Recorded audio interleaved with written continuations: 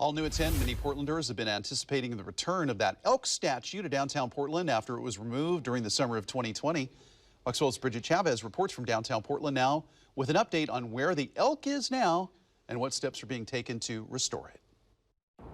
Since the summer of 2020, the elk statue and the fountain that it stood on have been noticeably missing from downtown Portland. And while there is no set timeline for when it will return, plans are in the works to bring it back home.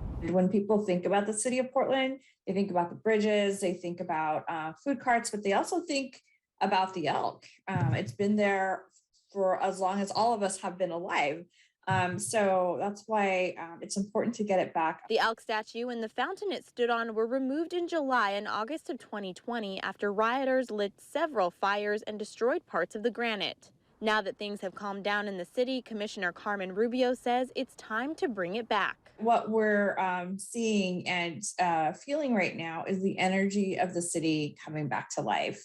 And I think in a lot of ways, that's what the elk represents, is the city coming back into that role of playing the connector and playing the convener, people going to shows and visiting businesses, shopping, and going to plays and performances and sports. But there are still several things that need to happen before we'll see the elk here again. The Portland Parks Foundation is commissioning a design and feasibility study for its return. Last month, PBOT released a plan to return the elk to its home, but on a new, smaller base. However, that was met with strong opposition because it didn't include the fountain.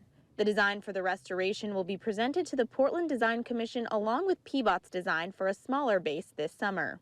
I asked the commissioner if she fears the statue will be damaged again upon its return, and she says she isn't worried about it. I don't have that fear. I feel like these last few years were a reckoning of several things coming into play. And what matters most is what we do from that time that we learned and what changes we're making about moving forward.